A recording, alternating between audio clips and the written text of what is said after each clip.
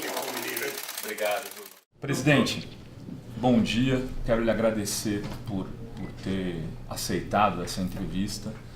Eu, quando solicitava, dizia para o Crispiniano o seguinte: estou solicitando, mas eu prefiro que o Lula saia para fazer aqui fora, né? Então, que o senhor saiba que não só eu, mas muita gente também está torcendo para que esse seu caso se resolva o mais rápido possível. E eu coloquei no meu Twitter, que ia estar aqui, no meu pessoal, não no da Fórum.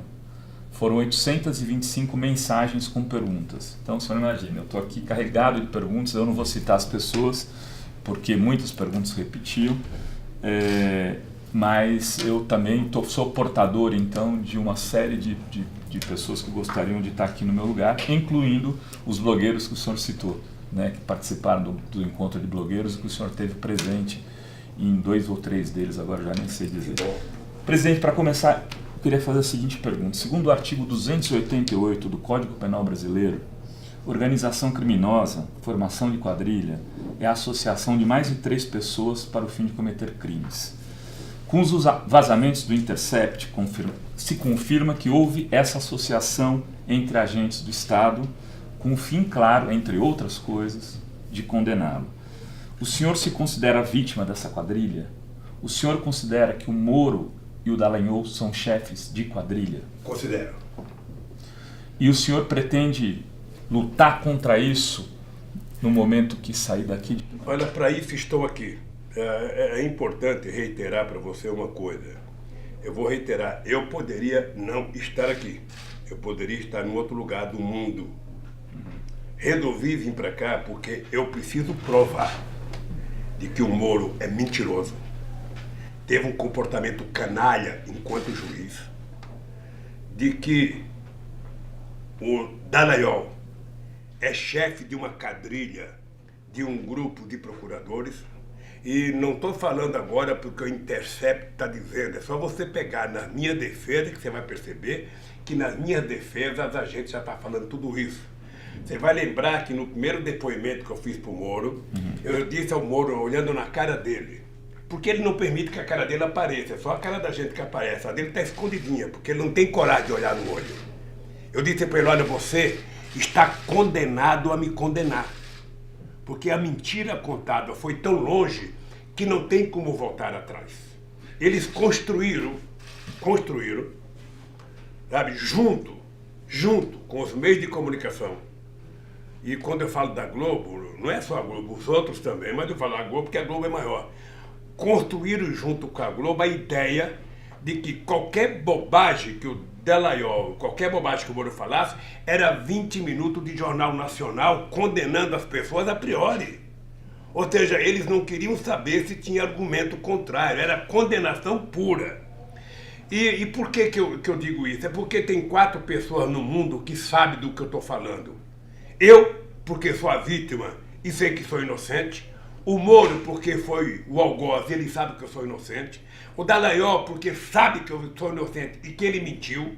E Deus, tá? Sabe que eu sou inocente. Por quê? Mas naquele grupo do Telegram tinha mais gente, né, presidente? Até muito mais gente do que o Dallagnol, do que o Moro. Não, veja, eu estou falando dele porque... eu estou lhe perguntando isso porque ali são agentes do Estado, né? É uma pena, para mim é uma pena, porque é o seguinte, olha, eu sou um cara democrático. E eu acho que a democracia, ela é sustentada por instituições, sabe, fortes. Então eu sempre achei o Ministério Público tem que ser forte. O Ministério Público tem que estar altamente qualificado. E se você pegar os discursos que eu fiz na posse de procuradores, você vai perceber uma frase minha onde eu dizia: o Ministério Público é tão forte e é tão importante que as pessoas que trabalham, sabe, têm que ter muita responsabilidade. O mesmo eu dizia para a Polícia Federal, é outra instituição que eu acho que tem que ser forte para garantir a democracia. A Receita Federal tem que ser forte e o Poder Judiciário não só tem que ser forte, como tem que ser neutro. As pessoas têm que julgar com base na lei. Esse é o pressuposto básico da compreensão que eu tenho dessas instituições.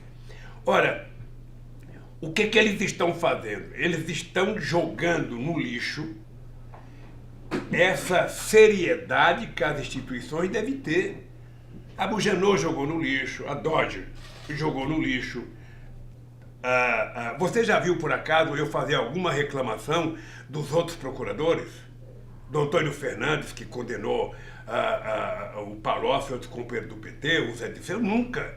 Porque se respeitou uma certa lógica, sabe, de legalidade no processo. Essa turma não. Essa turma foi mordida pelo... Mas ali não foi o germe do processo que veio ele condenar de alguma maneira? Ali muita gente diz isso. Ali eles aprenderam o seguinte, eles aprenderam, sabe, que tendo a imprensa como aliada, tudo fica mais fácil. Porque ali muita gente diz o seguinte, se o PT, se o senhor, se outras pessoas tivessem construído algumas barreiras, por exemplo, para impedir que pessoas como o Genuíno, ou Zé Dirceu, o caso do Genuíno é sintomático disso tudo, né? Se fossem condenados daquela forma que foram, talvez não tivessem chegado até... O Genuíno foi condenado. Veja, o Zé Dirceu tinha que ser preso de qualquer jeito, porque a imprensa criou um clima na sociedade, sabe, que independia de prova. É por isso que eles inventaram logo a teoria do domínio do fato. Vamos logo criar uma teoria, e essa teoria vai nos garantir que a gente não tem que ficar procurando prova. Vamos condenar o... Sendo usado agora com base em lawfare. E agora, sabe, e depois o Genuíno entrou no barco, todo mundo sabia que o Genuíno era inocente, todo mundo sabia. Tá? Mas se criou um clima na sociedade, através dos meios de comunicação, que chegou um momento em que, se não prendesse, poderia até ser pior. Como no meu caso. Você sabe quantas horas de Jornal Nacional eu tenho? Você sabe quantas capas de revista Veja, de revista Época, de revista Isto É? Você sabe quantas primeiras páginas de Estadão, da Folha, do Globo e de outros jornais? Você sabe quantas horas no Bom Dia, no Boa Tarde, no Boa Noite, no Chá das 5 tem contra mim? Ou seja, na verdade eles só não conseguiram, sabe, o massacre final, o enterro final, porque o PT é um partido organizado, porque o PT tem muita força, porque a CUT tem muita força, porque o Sem Terra tem muita força, porque o movimento social tem muita força, e essa gente acredita na minha inocência e sabe que eu sou inocente. Então, quando eu vim para cá com esse objetivo. Eu preciso, para salvar o Brasil, evitar que crápulas como Moro, que crápulas como Dallagnol ocupem funções. O senhor achava que se saísse, se fosse por exílio, se tomasse outra decisão, eles tomariam conta do país e acabaria como... o objetivo dele. Você veja que hoje está ficando mais claro. Está ficando mais claro. Ou seja, tudo que eles estão fazendo são coisas de quadrilha. Nenhum partido político de extrema-direita seria tão grosseiro e tão ignorante como eles. Eu, quando fui prestar meus depoimentos na Polícia Federal, lá em São Paulo, lá em Brasília, quando eu fui na Polícia Federal prestar depoimento, quando eu dei depoimento para o Ministério Público, eu tinha clareza que eles não estavam tentando julgar um homem. Eles estavam tentando julgar um governo, um período de governo. Ora, o Dallagnol, na verdade, eu vou repetir uma coisa que eu tenho falado, ele deveria ter sido exonerado e preso a bem do serviço público com o PowerPoint. Porque você não pode ter um procurador falando, sabe, pelo Estado brasileiro, em nome da sociedade, contar a mentira que ele contou e depois dizer cinicamente, não me peçam provas, eu só tenho convicção. Dali ele deveria ter saído algemado para a cadeia, exonerado, para salvar o Ministério Público. Quando o seu Moro, sabe, vai me fazer um julgamento e ele não tem fato, ele não tem prova, e ele é obrigado a me acusar de um crime indeterminado. Ou seja, ele não sabe que crime que eu cometi, depois de inventar a história da Petrobras para poder trazer o crime para cá, sabe? Tudo isso é uma quadrilha funcionando. Então eu vim para cá, eu quero que você saiba disso. Eu estou aqui, eu gostaria de estar em casa, claro, mas eu estou aqui porque alguém nesse país tem que ter coragem de enfrentar essa canalha toda. O que eu acho? O senhor tomou uma decisão, então, um pouco diferente do Jango. O senhor preferiu ficar, não. Né? Não ia ser tratado como fugitivo, não ia ser tratado, não. Eu tenho cara, Sabe, tem um cara... São estratégias de ação diferentes. Essa cara aqui foi construída na porta de fábrica. Eu dizia que o único medo que eu tinha na vida era se eu pudesse mentir para os trabalhadores. E disso eu não abro mão. Agora o senhor não se arrepende nem um minuto. O senhor está 529 dias aqui. Não me arrependo, não me arrependo. Obviamente, eu não me arrependo. Eu gostaria de estar em casa, eu gostaria de... Claro. Agora o senhor achou que ficaria menos. Mas não... O senhor já disse isso em outras entrevistas, e inclusive para a Monja Coin, no dia 30 de julho. A senhora daqui dizendo que o senhor achava que uma semana estaria livre. Isso não causa um certo... Causa uma certa frustração. Por quê? Porque quando eu vim para cá, havia a possibilidade de votar uma ADC.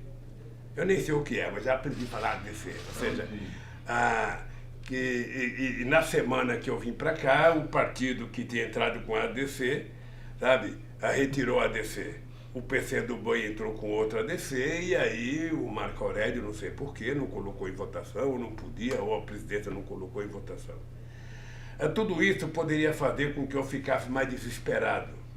Mas um homem desesperado, ele tende a morrer precocemente. Então, como eu quero viver 120 anos, eu mantenho um equilíbrio. Como o senhor tem mantido o equilíbrio aqui dentro, presidente? Desculpa lhe perguntar, eu sei que é uma questão pessoal, mas o senhor faz 9 quilômetros de esteira, vê televisão... Assistindo, sabe, você pelo pendrive, sabe, assistindo todos os meus amigos da Globosfera no pendrive. Eu recebo muito pendrive, sempre com um dia de atraso. Sempre com um dia de atraso. O dia mais triste é sábado e domingo, que eu não recebo.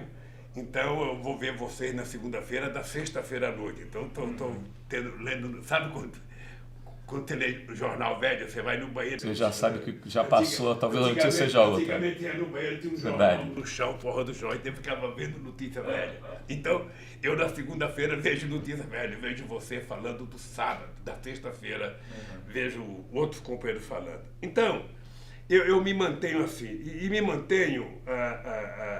O que me fortalece, na verdade, é saber o seguinte: esse país não pode ser destruído, essa gente não pode destruir o país. Por isso que eu coloquei a questão da soberania nacional como o principal mote da chamada esquerda brasileira, dos setores sociais.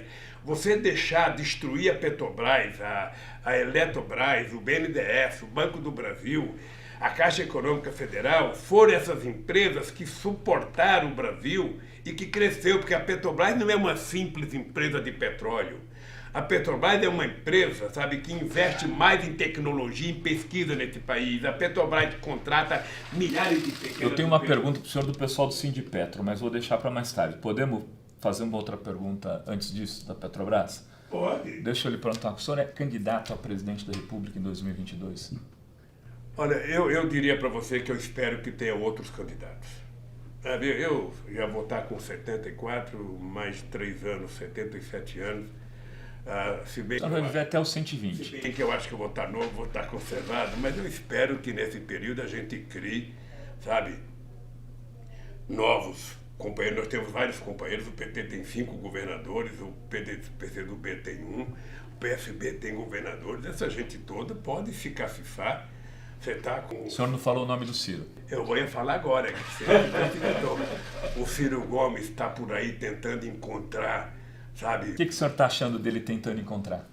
Eu acho que o Ciro Gomes é engraçado, porque eu adquiri um profundo respeito pelo Ciro Gomes no tempo que ele trabalhou comigo. Ele foi uma pessoa que me ajudou, que participava do núcleo junto com a Dilma, com o Márcio Tomás Bastos, na época do Mensalão. Eu tenho profundo respeito. Agora, politicamente, ele é meio confuso.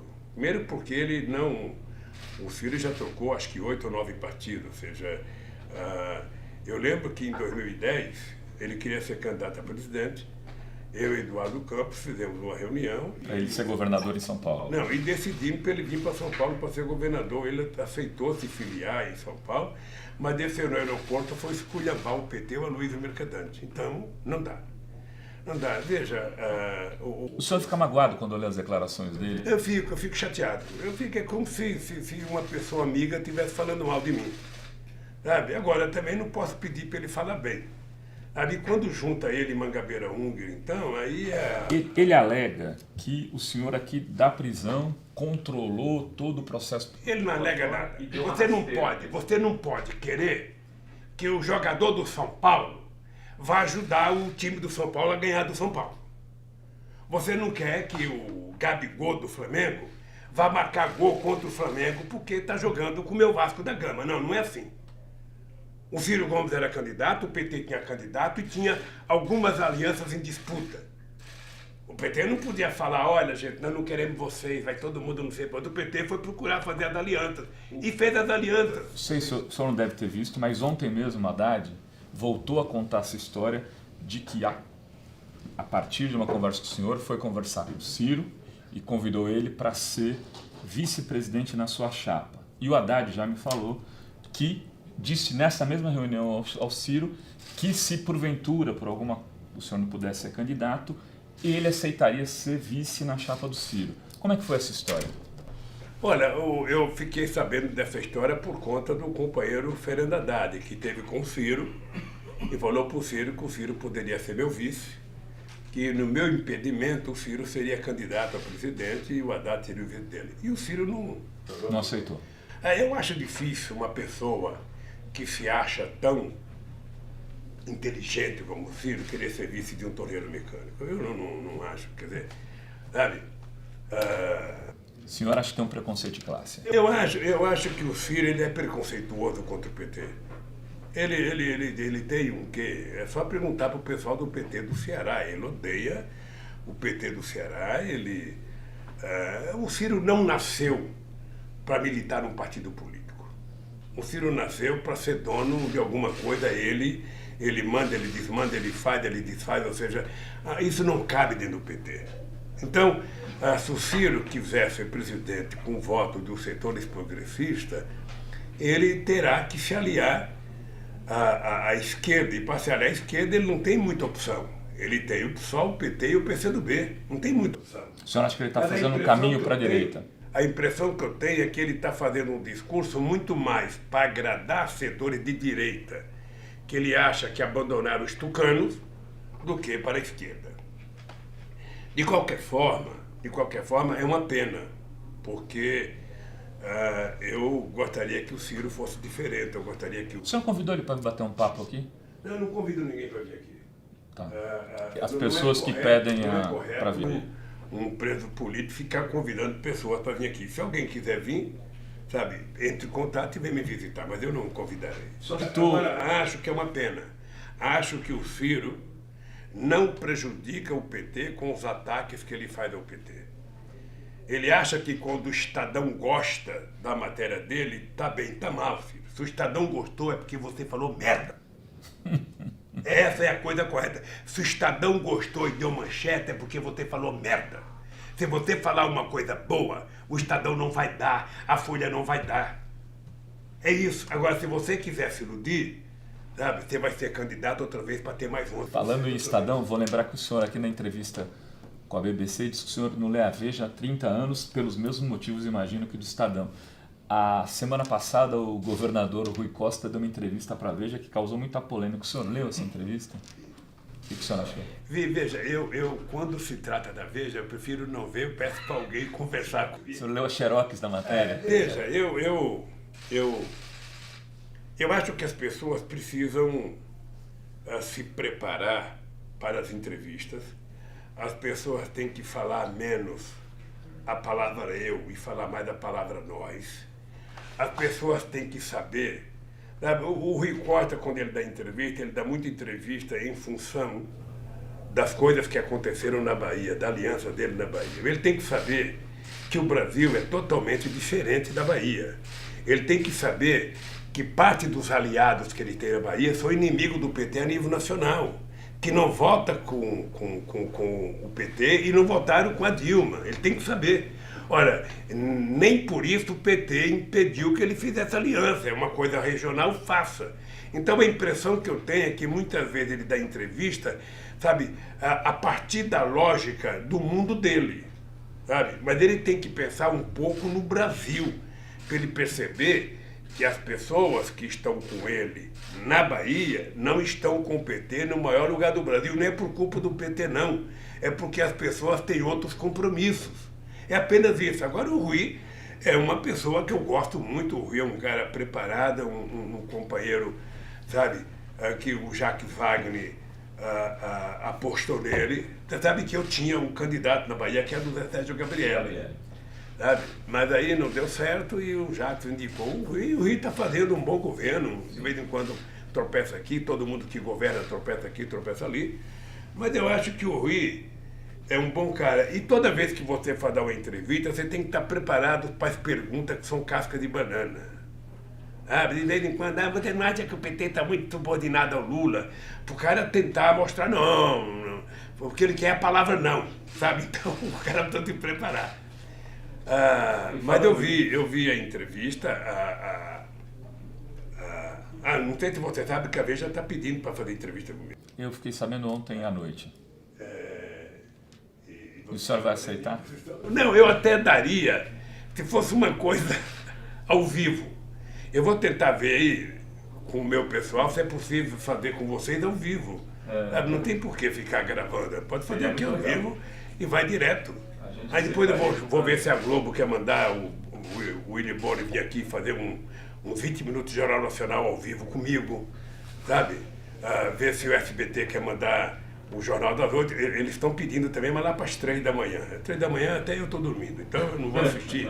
Eu lembro de um debate que eu fiz na campanha de 89 com o Ulisses Guimarães, a gente estava na Manchete, e a moça que coordenava o debate, já era 1 e pouco da manhã, falou: doutor Ulisses, o senhor não acha que a gente poderia continuar um pouco mais o debate? O Ulisses Guimarães, hoje que eu preciso continuar. Eu falei: Ulisses, por favor, manda alguém ligar para a dona Mora e eu ligo para a dona Marisa. Se ela estiver assistindo, a gente continua. Se ela estiver dormindo, vamos parar, porra. Fazer um debate para ninguém assistir. Presidente, o senhor falou aqui do Estadão, falou da Veja, sempre fala da Globo, mas eu queria falar um pouco da Record, né, dos evangélicos. Até os últimos dias, eu anotei aqui, 16 de março, a Record, o bispo, o PRB, tinha um ministro, né, que era o George Wilton, ministro dos esportes da Dilma.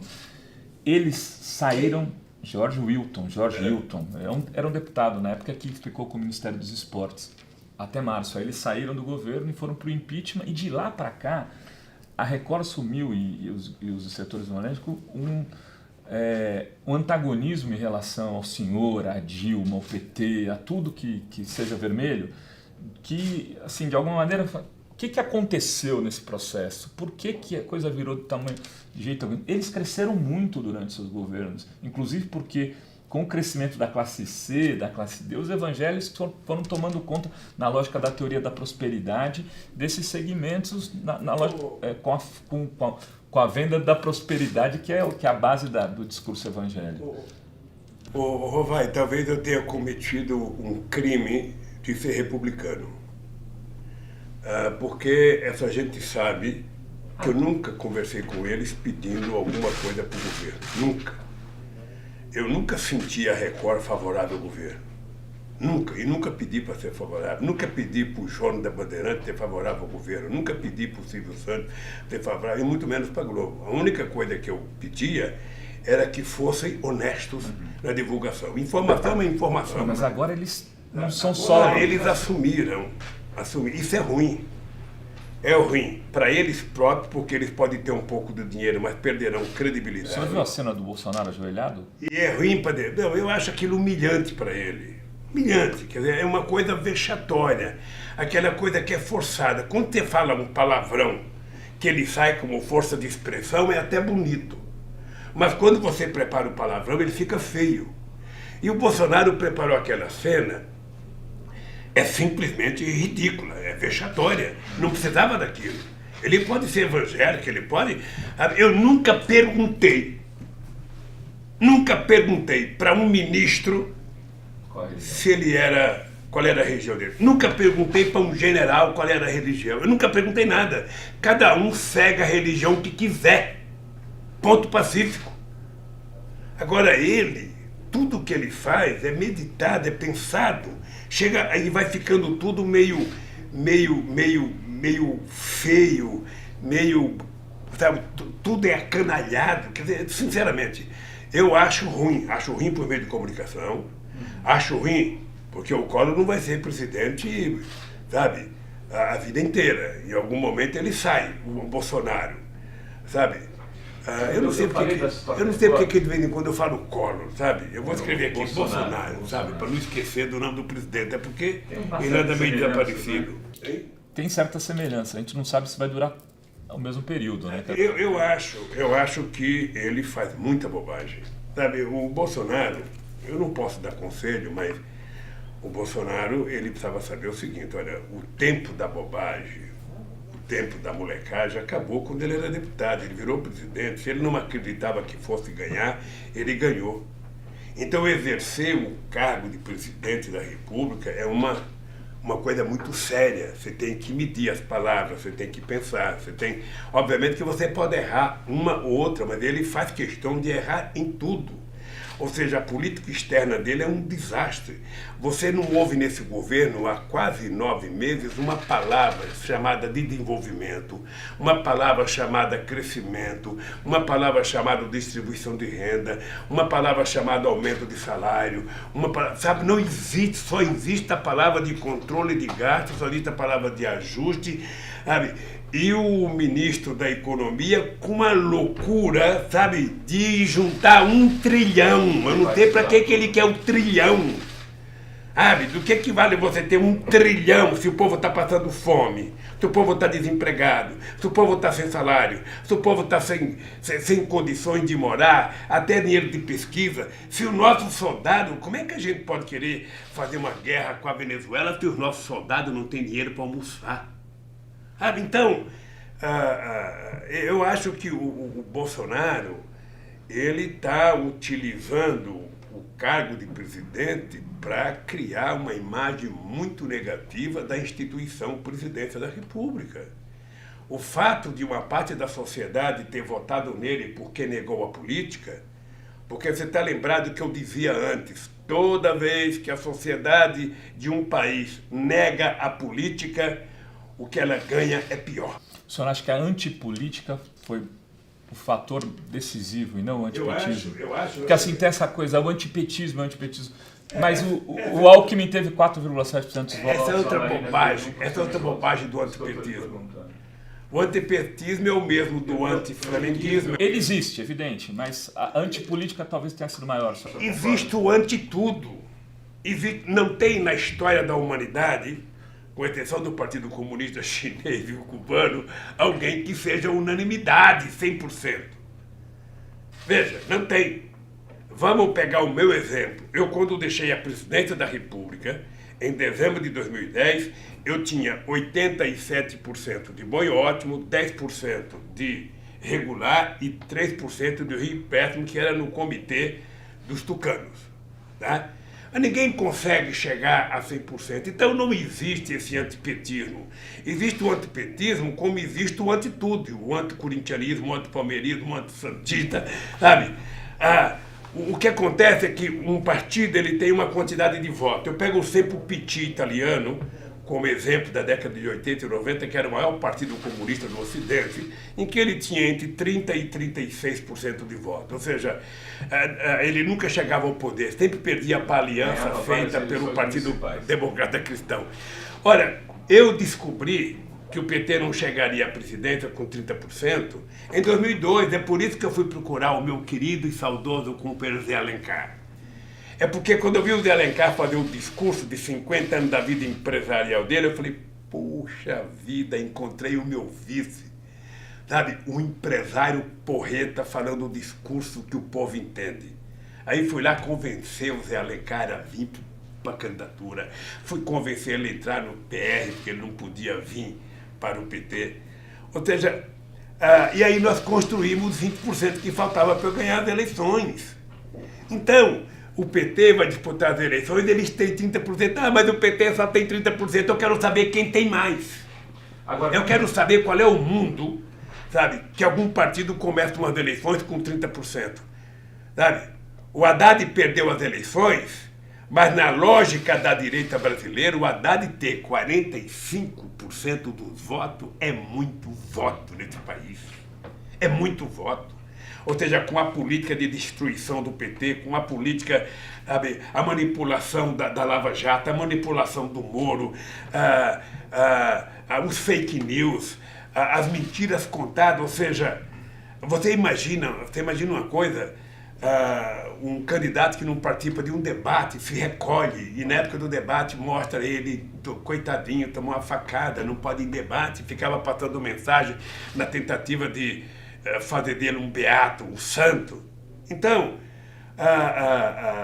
o PT é a força política mais organizada e mais forte desse país. E por isso o PT tem adversários. Você vai no Rio de Janeiro, sabe? O Flamengo tem a maior torcida, mas tem inimigo pra caramba. Você vai aqui no... Agora, presidente, dentro do campo progressista, tem muita gente que fala, o PT só quer sempre ele ter o protagonismo principal. O senhor acha que que foi feito na Argentina, com a Kirchner, se recolhendo, saindo de vice do Alberto Fernandes, que eles chamaram de fórmula, pode ser algo interessante para movimentos próximos na eleição de 2020 e até 2022, do ponto de vista do PT? É importante lembrar, eu já vi alguém citar o exemplo da Cristina. É importante citar que a Cristina e o Fernando são do mesmo partido político. Que eles montaram agora, né, presidente? É importante lembrar. Porque eles saíram do PJ. É importante lembrar que ele foi secretário, sabe, do Kirchner. Mas ele foi adversário dela na última eleição. E é importante, ele e outras pessoas que hoje estão juntos. Ou seja, política é o momento. Agora, veja, a Cristina, ela está numa situação eleitoral, processual complicada. O desejo do Poder Judiciário da Argentina já era ter prendido ela se ela não fosse senadora. Ela tem um problema muito sério com a filha dela que está fazendo um tratamento em Cuba, e a Cristina percebeu que poderia, ela sendo candidata, ela ter mais problema do que outro. Não é o caso do Brasil. Você tem um candidato que vai com 30% de voto e outro que está com 11% e você desiste. Eu lembro do Brizola. O Brizola, em 89, eu fui na casa do Brizola. Aquela história, quando o senhor foi visitá-lo no apartamento dele, né? Que ele queria que o senhor renunciasse para ser... Nós empatamos tecnicamente. Eu falei, Brizola, não empatamos coisa nenhuma, isso não é pesquisa não, bicho. Eu tive 500 mil votos a mais do que você. Mas vamos desistir nós dois e vamos apoiar o Mário Covas. Eu falei, você acha que o povo vai entender? Sabe, nós dois que tivemos, a votação que tivemos, abrir mão para apoiar um cara que teve 8%? Não. Olha, se o Ciro quiser um dia... Mas eu não estou falando do Ciro. Vou lhe falar... Se o Ciro quiser um dia ser presidente da República, ele precisa fazer o jogo correto. Eu vou lhe dar um outro exemplo. A gente, quando publica na Fórum fotos do Haddad com o governador Flávio Dino do Maranhão, causa um frisson. As pessoas vêm e falam, chapa dupla. Então, mas deixa eu falar uma coisa para você. Por exemplo, independente... Para o senhor, tem que ser só Haddad ou pode ser o Dino, de repente? Eu não vou dizer que pode ser o Haddad, pode ser o Dino. Se o senhor não for candidato. Seria louco se eu dissesse isso. Né? Até porque tem muita gente pretendendo, ainda falta 3 anos para essa coisa acontecer. Eu sou da tese que eu não vejo nenhum problema o PT apoiar alguém que não seja do PT. Não vejo, isso faz parte do jogo político. E o PT tem várias experiências em vários estados. Eu não vejo. O que é preciso é que a pessoa que quer e precisa da aliança com o PT precisa ajudar a construir essa aliança. Porque se a pessoa que quer construir a aliança achincalha o PT a todo momento, essa pessoa não vai conseguir convencer o PT, mesmo que a direção do PT queira. Porque o PT, diferentemente do que fala do PT, o PT é o único partido do planeta Terra que a nomenclatura não quer dizer nada. Alguém chegar e falar, não, eu sou... Você sabe com quem você está falando? Está falando com a presidenta do PT, está falando com o secretário, com o deputado. Isso para a base do PT vale tanto quanto uma titica. A pessoa é, no PT, respeitada pelo que faz, pelo que trabalha. Então, eu não vejo nenhum problema do PT fazer uma aliança política. Não vejo nenhum problema do PT não ter candidatura própria. Eu mesmo... em junho de 2011, estava em Bogotá, junto com o meu amigo Eduardo Campos, junto com a esposa dela, Renata, quando eu fiz uma reunião com o Renato e disse ao companheiro Eduardo Campos que, olha, eu acho que você deveria começar a se preparar para você ser candidato a vice da Dilma em 2014 e ser o candidato a presidente em 2018. Tá? Essas foram as minhas palavras. Hein? E por quê? Porque não aconteceu, porque ao longo do período foi crescendo a animosidade entre ele e a Dilma. Eu lembro que eu fui convidado para uma reunião no Rio de Janeiro, estava presente o companheiro Jacques Wagner, estava presente o Sérgio Cabral, estava presente o Eduardo Campos, quando, em determinado momento, começou a se falar, sabe, da Dilma de um jeito estranho. Isso, ela só tinha 2 anos de governo. Eu falei, gente, ó, eu não vim aqui, eu ainda estava com câncer muito ruim. Eu disse assim, eu não vim aqui para ouvir alguém fazer crítica a Dilma. É o seguinte, se vocês têm algum problema com a Dilma, vocês peçam uma reunião com ela e digam o que vocês pensam dela, porque, pelo que eu sei, ela gosta de todo mundo. Ela gosta do Eduardo Campos, ela gosta muito do Wagner, ela gosta do Sérgio Cabral. Então, conversa. Não, vamos fazer um almoço para falar mal da Dilma. Aí paramos de conversar, mas ali eu senti que o Eduardo Campos já tinha um problema de animosidade com a companheira Dilma, que foi até o final do mandato. Sim. Presidente... Dizem que a Dilma tinha ciúmes dele, porque ele era muito ligado a mim, muito ligado. Mas eu gostava... Teve essa relação de ciúmes da Dilma, no dado momento ali, com coisas do senhor? O senhor notava isso? Não. Já que o senhor tocou no assunto, eu nem ia perguntar. Eu sei que existe, ninguém precisa me falar. Ninguém chega Não, mas saía muita fofoca disso. Ninguém chega a 73 anos fazendo política há 50 anos se não tiver um mínimo de compreensão. As pessoas têm ciúmes, as pessoas querem preservar o que são. As pessoas querem ter espaço, as pessoas querem ser levadas em conta, as pessoas querem sair na foto, tem todo esse tipo de coisa. Para você conseguir superar tudo isso, leva muito tempo. Você veja uma coisa, eu fui 13 anos, eu fui presidente do PT durante 10 ou 12 anos. Eu não disputei a presidência do PT nenhuma vez, porque todas as vezes que eu fui presidente, eu fui indicado pelos companheiros por unanimidade. Não tinha disputa no cargo de presidente, tinha disputa nos outros cargos. Quando o senhor foi candidato a presidente, teve disputa, né? Com o Suplicy. Teve uma disputa que eu não participei. Não sei se você lembra, eu não participei, eu não me inscrevi. Eu falei, se o Suplicy quiser ser candidato, ele tem o direito de ser. O PT fez uma campanha para ele foi fazer debate em vários lugares, eu não fui nenhum. Aí o PT me inscreveu eu não me inscrevi, o PT que me inscreveu. Presidente, deixa eu falar de um assunto que está acabando a entrevista, mas essa semana... Você pode perguntar. Não, é que eu sei que o senhor não responderá tudo, o problema nosso aqui é tempo mesmo. O Temer, né, confirmou no Roda Viva aquele telefonema que vazou ali, que foi grampeado e que só veio a público agora, e diferentemente daquele outro telefonema da Dilma para o senhor. Ele confirmou que, de fato, o senhor ligou e confirmou que teve uma reunião com o senhor. Aí eu lhe pergunto, não está na hora de revelar um pouco mais os bastidores? Teve um telefonema, não foi uma reunião. Ele falou em reunião, acho que. Teve um telefonema em que ele, na entrevista, ele fala, que isso é a prova de que eu não defendi o golpe. Então ele reconhece primeiro que foi golpe. Deixa eu lhe falar uma coisa, porque é importante dizer. O senhor falou com o Eduardo Cunha também na ocasião? Eu cheguei a falar com o Eduardo Cunha para evitar de colocar o impeachment, não naquela semana. Naquela semana.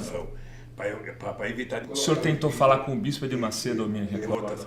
Não. Não tentou? Não. Deixa eu lhe falar uma coisa. Eu nunca achei boa a ideia de eu ser ministro. Por uma razão. Na minha cabeça, o Palácio do Planalto não cabe 2 presidentes. Não cabe.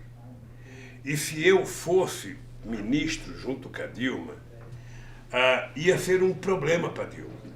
Eu até brinquei com ela. Dilma, você já imaginou você me dando uma bronca? Porque tem que imaginar, ela teria que me tratar como outro ministro qualquer. Você imagina se eu vou aceitar ou não essa bronca? Porque, sabe, o palácio é pequeno para 2 presidentes. E eu não queria. Eu não queria, relutei. E aí houve uma reunião onde ela praticamente lhe implorou para que... Não, ela não. Ela queria, ela dizia que precisava, tal, mas a reunião estava ela, eu, Jacques Wagner e o companheiro Ricardo Berzoini. O que me motivou a aceitar foi que num determinado momento, já lá para 4 horas da manhã, eu não sei se o Wagner ou o Berzoini disse o seguinte: pô, quer dizer que você, sabe, tá numa boa, tá num bem bom, tá vendo a companheira afundar e você não quer entrar no barco, né? Foi isso que me motivou a falar: tudo bem, eu aceito, desde que a gente faça uma reunião amanhã com o Nelson Barbosa e eu vou discutir com ele, porque com essa política econômica não dá. Aí tive uma conversa com o Nelson Barbosa, eu disse que ia para São Paulo e que só voltava na terça-feira para tomar posse. Quando aconteceu, quando ela telefonou, eu estava no aeroporto, assistindo a entrevista daquele canalha do Delcídio para Globo News, em que é a entrevista mais preparada, mais azeitada do mundo para ele culpar o PT, sabe? Então, quando ela telefonou, o que acontece, na verdade... Aquele telefonema também... o senhor já sabia pelo Rui Falcão daquele documento, na verdade? Daquele documento que estaria ali, que se porventura precisasse. Qual documento? Que o tal do Messias ia levar. Era o documento para assinar. Isso. Embora eu só fosse tomar posse na terça-feira, era para deixar o documento. Sabe, o que acontece... Você acha que houve uma armação nisso tudo ali? Eu acho, deixa eu falar uma coisa, eu não sei qual foi o partido que entrou com o processo, acho que foi o PPS, não sei, que entrou com o processo para impedir. Obviamente que no momento em que eu aceitei, quase que a unanimidade da imprensa começou a trabalhar a ideia que eu estava aceitando para tentar pegar fora. Eu jamais defendi a ideia do fórum privilegiado. E jamais eu tenho tanta consciência da minha inocência que a única coisa que eu quero é poder provar, sabe, a minha inocência, que já provei e que eles provam a minha culpa. Por isso é que eu espero que a Suprema Corte tenha na mão a responsabilidade de colocar o Brasil nos eixos. Nós vivemos um período em que um juiz de primeira instância, sabe, deitou e rolou em cima desse país. Ele podia mais que Deus. Se Deus pedisse para vir aqui, ele ia dizer não. Tá? Nós tivemos um momento em que o Ministério Público da Lava Jato ameaçava o Procurador-Geral da República, ameaçava o Presidente da República, ameaçava o Senado, ameaçava a Câmara dos Deputados, ameaçava a Suprema Corte, ameaçava o Superior Tribunal de Justiça. Ai de quem não concordasse com o seu Dallagnol e com o seu Moro. Então agora chegou o momento de colocar a casa em ordem. Tá? O que nós queremos? O que nós queremos é que todas as denúncias de corrupção sejam apuradas corretamente. Por isso foi o PT que mais criou mecanismo de apuração de corrupção nesse país. Pegue todos os partidos juntos que não criaram as condições que o PT criou. E para que nós criamos? Para apurar a corrupção. Agora, o que nós queremos é que todo acusado, antes de ser condenado previamente por um procurador na imprensa, por um ministro, por um juiz, ele seja julgado, tenha direito de defesa e que o juiz se pronuncie em função dos autos processual. Tá aqui, eu tenho prova que o Rovai cometeu um crime. Então, se tem prova, tá, o cidadão vai ser condenado. Se não tem, o cidadão tem que ser absolvido. E eu estou implorando. Eu quero a prova que eu cometi um crime. Agora, eu tenho prova que vocês cometeram um crime. Vocês mentiram. Vocês não aceitaram testemunha. Vocês não ouviram provas. Então eu tenho. E agora está mais do que provado que é uma quadrilha que está organizada para pegar 2,5 bilhões da Petrobras, para pegar dinheiro nos acordos de leniência. O senhor falando que eles cometeram crime, eu fiquei lembrando aqui, presidente, da história do celular do Cunha. Né? O celular do Cunha não foi apreendido pelo Moro, diferente, por exemplo, do tablet do seu neto. Do meu neto foi. De 4 anos. Diferente do tablet do seu neto. O senhor acha que teve um acordo do Cunha com o Moro? Olha, eu acho que houve um acordo, porque até agora... A mulher do Cunha não foi incomodada? Ela participava daquele paraíso fiscal, a filha também. Então... Eu não sei de detalhe. A única coisa que eu sei é que é muito estranho que você prenda o presidente da Câmara e você não tenha forçado para ele fazer uma delação como forçaram os outros, e você não tenha pego o celular, que todo mundo teve o celular preso. Sabe? Então eu não consigo entender. Mas eu acho que ele tem que explicar para a Suprema Corte isso. Quem sabe agora, eu acho que a Suprema Corte tem a chance, sabe, de fazer com que nunca mais se repita no Brasil um juiz que haja com a canalice que o Moro agiu. Eu estou dizendo pelo meu caso. Eu não estou dizendo por outros casos. Se ele, por acaso, fez um julgamento correto de um empresário e mandou prender o empresário, sabe, isso faz parte da legislação brasileira. O que não pode é fazer a canalice dele de quebrar as empresas brasileiras, de quebrar a Petrobras. Falando em quebrar, eu vou chegar na Petrobras. A FUP, então, ele enviou essa pergunta, né, que se a Petrobras, no seu governo, chegou a 13% do PIB nacional, né, foi responsável por 13% do PIB nacional e tem caído, acho que está para baixo de 7% agora. Destruiu milhares de empregos, esses empregos estão sendo exportados, né? Engenharia nacional foi toda por água abaixo. Se o senhor pode dizer que a omissão da Justiça e do Ministério Público frente a esses crimes da Lava Jato é uma ameaça à democracia? Ameaça. O que acontece? Veja, você tem 3 grandes mentiras contadas. Ou seja, você tem o PowerPoint, que é uma grande mentira contada, você tem o impeachment, que foi uma mentira contada, e você tem o voto do Moro, que é uma mentira contada. E agora tem o voto da outra juíza, já no caso de Atibaia, que a mentira é pior ainda. O que acontece? Essa gente construiu uma mentira e não tem como sair. Não criaram, como diria o Capilé, não criaram rota de fuga. Sabe? Então eles não sabem, a Globo não sabe como tirar da grade dela a questão da corrupção. Ela não sabe como tirar a Lava Jato, porque já faz, não sei, alguns meses que o Intercept, que o Gley estão mostrando a podridão. Quando ela fala mal do Bolsonaro, ela fala mal do senhor. E ela agora, tudo que ela quer falar mal do Bolsonaro, pode ser que não está falando mal dele, aí me coloca. Sim. Sabe? Então, eles não sabem como se livrar disso. Não sabem. Então, o que eu acho? Eu acho que está na hora de retomar as coisas corretamente. Eu acho uma pena, e por isso que os meus advogados, nós estamos abrindo processo nos Estados Unidos, nós vamos atrás da falcatrua. Tinha muita coisa para perguntar. Nós vamos atrás da falcatrua. É preciso ter coragem para brigar. Quem não tem coragem não briga. Sabe? Quem delata é porque roubou.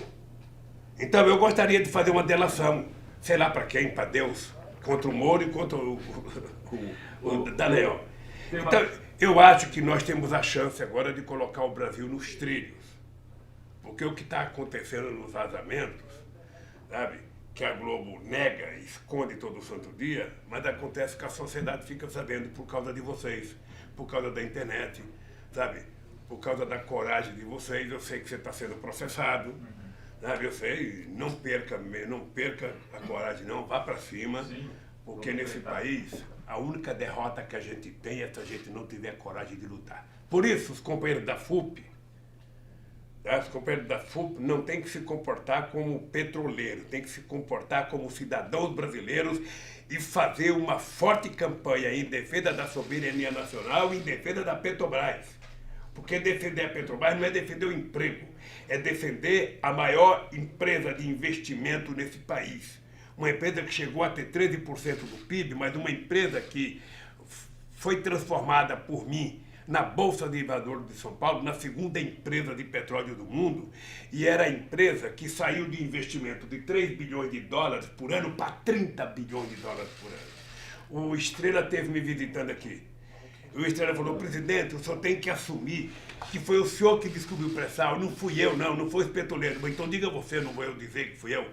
E ele diz isso por quê? Por causa do investimento. Somente o investimento em pesquisa que nós fizemos é que permitiu a Petrobras descobrir a maior reserva de petróleo do século XXI, que poderia dar a esse país o status de grande potência e que está transformando esse país, sabe, naquela coisa maluca de vítima da vaca holandesa. Presidente, eu tenho só mais uma pergunta para fazer, porque já esgotou o nosso tempo. Mas se você fizer duas, ele não vai te prender. Eu vou juntar duas numa. Eu vou fazer a pergunta do Jean, dizendo que o Jean está exilado. E eu pedi então para ele que ele enviasse uma pergunta que eu iria fazer. Ele pergunta o seguinte: o que o senhor tem a dizer dos setores de esquerda que insistem em menosprezar as misérias produzidas pelo racismo, homofobia e pelo machismo? E se a esquerda do século XXI não teria que abordar mais essas pautas? E aí eu tenho uma questão para ele fazer, porque o senhor falou do governo Bolsonaro e de tudo. Tem o movimento de direito já lá na PUC, que o pessoal tem, que foi lançado na PUC, pensado em articular frentes mais amplas para o centro, com o PSDB. O que o senhor também acha disso? Primeiro, se você puder dar uma mensagem para o Jean Willis, diga que ele tem toda a minha solidariedade, que eu tenho um profundo respeito por ele e que eu acho que o Brasil precisava de mais pessoas com a coragem dele. Eu acho que nem sempre a esquerda é avançada para defender determinados temas. Muitas vezes as pessoas preferem ficar no seu conforto, sabe, de estar bem com todo mundo. E eu acho que nós temos que lutar para garantir que liberdade seja liberdade de verdade, não tem meia liberdade. A pessoa nesse país tem que ser o que é, assumir e tem que ser respeitada. Tá? Por isso, do meu carinho, do meu respeito pelo Jean Willis. Com relação à frente ampla, que eu vejo falar muito, eu já vi você comentar, sabe, nas suas salas, já vi outros companheiros comentarem em outros blogs. Deixa eu dizer, e é engraçado porque eu vi uma tentativa de culpar o PT. Não, porque o PT não dá a mão para ninguém, porque o PT não foi no fórum, porque o PT... A pergunta que eu faço é o seguinte: em política vale muita coisa, mas não vale nem canalice, nem hipocrisia. O que o PT teria que fazer numa frente? Eu vou lhe dizer uma coisa que eu nunca contei para ninguém aqui. A Gleice esteve comigo antes do encontro. E eu sugeri para a Gleice: você deve ir, leva a Luiz Mercadante, leva o Haddad, convida o Boulos para ir e leva a Dilma. Entre naquele plenário com a Dilma para perguntar para aquelas pessoas que estão lá se a briga por direitos pressupõe discutir o impeachment da Dilma. Porque não dá para você ficar achando que é o PT que não quer participar democraticamente contra a frente. A gente tem que perguntar se o cara enforcou a minha mulher, se o cara esquartejou, se o cara salgou e no dia seguinte o cara me chama para uma conversa para dizer: olha, esquece tudo, aqui não tem nada, foi passado, vamos tocar a vida. Não. Não. O PT não vai aceitar isso. Não dá para você construir uma frente ampla para defender direitos com quem tirou os direitos, com quem fez o impeachment, com quem tem medo. Eu nunca pedi, e o PT nunca vai pedir para participar do encontro só se defender o Lula livre. Tem coisa mais importante nesse país, sobretudo para os pobres. Tem coisa mais importante que é o emprego, que é a educação, que é o feijão, o arroz, o leite, o café, a manteiga, para as pessoas mais pobres. Não é o Lula livre que é a coisa principal. Mas as pessoas não podem abdicar de um petista gritar Lula livre. As pessoas não podem. Isso não pode ser uma afronta.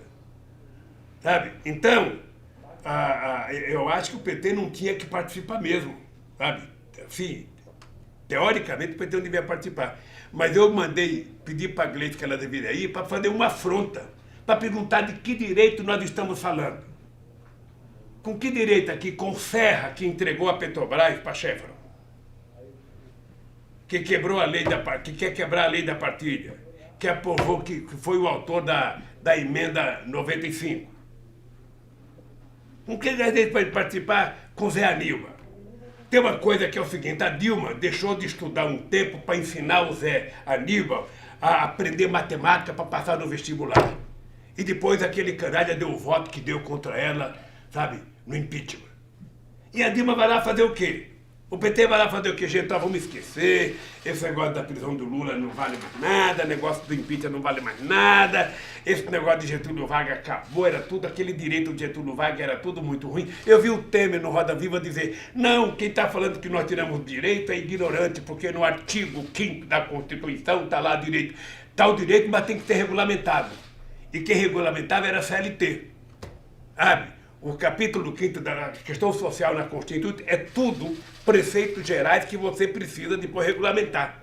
Todo mundo tem direito à casa, quem é que vai dar? Todo mundo tem direito à educação, quem é que vai dar?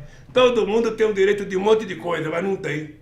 Então, o que o PT fez de errado? O PT tentou consagrar aquilo em direitos concretos. Por isso é que nós subsidiamos casa para as pessoas que ganham pouco, porque o cara que ganha R$1.000 não tem como pagar 400 de aluguel, ou ele come ou ele paga aluguel. Por isso é que nós garantimos de pobre para a universidade, sabe? Pobre para a universidade com bolsa. Olha, qual é o problema de investir em bolsa e financiar estudante? Da mesma forma que você financia o empresário, você financia o estudante. Veja quanto de trilhões os Estados Unidos têm de financiamento de bolsa. Agora, aqui no Brasil, eles tratam a educação como gasto e colocam um analfabeto para ser ministro da educação, não um analfabeto preparado como eu. Porque eu, sinceramente, não troco meu diploma primário pelo diploma universitário daquele cidadão. Porque, além de ser ignorante, ele é grosseiro. Ora, então, um país que não trata a educação com respeito, um país que acha que investir em universidade é gasto, investir em ensino universitário é prejuízo, que não pode investir em pesquisa, que não pode financiar a bolsa, que não pode... Onde que esse país vai ser? Veja se você conhece algum país do planeta Terra que cresceu e se desenvolveu sem antes investir numa coisa chamada educação. Então, eu sinceramente acho que o Brasil precisa lutar. Se você puder, digo o seguinte: olha, não há espaço para covardia.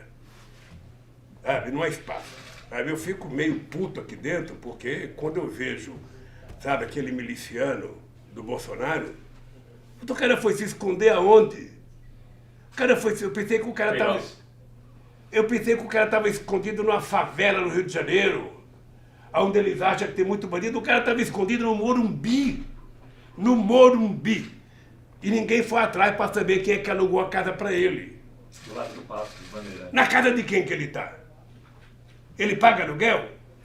Sabe, não, se fosse um petista, já tinham prendido, feito coerção, tá torturado para saber. Então, enquanto, gente, o PT e a sociedade não for para a rua, com muita coragem, sem medo, fazer como esse pessoal da vigília. Esse pessoal da vigília aqui é um símbolo da dignidade nesse país, porque tem gente aí que está aí desde que eu estou aqui, sabe? E eu acho que lá fora tem coisa muito mais séria do que eu. Acho que defender os interesses do povo trabalhador, defender o direito de estudar, defender a soberania nacional, a nossa indústria, puta merda, é tudo que as Forças Armadas teriam que fazer isso. Ao invés daqueles generais ficar andando atrás do Bolsonaro, tentando agradar ele, deveriam estar se preparando para defender a soberania nacional, para defender as empresas, para defender a nossa biodiversidade, para defender a nossa Amazônia. Essa gente tem que saber que governar não é falar bobagem, governar é fazer. E se quer aprender, pegue tudo que nós fizemos nesse país. Peguem. Está tudo escrito. Eu sou o único presidente que, ao terminar o meu mandato, fui no cartório e registrei tudo que eu fiz nesse país. Que eu sabia que a imprensa ia mentir a respeito, tentar desqualificar. A Miriam Belchior organizou, mas o Gilberto Carvalho, está tudo em cartório registrado, cada coisa que eu fiz. Então, se querem fazer bem, leiam. Pega o que nós fizemos e façam. Tá? Por isso, querido, muito obrigado. É que agora eu penso que estou num palanque, eu vi o microfone aqui. Eu que lhe agradeço. Eu quero que você dê um grande beijo na sua esposa, um grande beijo no seu Luca. E que Deus estaria aqui. E eles lhe enviaram um beijo também, presidente. Quero agradecer aqui à Polícia Federal pelo tratamento, ao senhor, a todos da técnica que nos ajudaram aqui, ao Stucker também. Obrigado, presidente.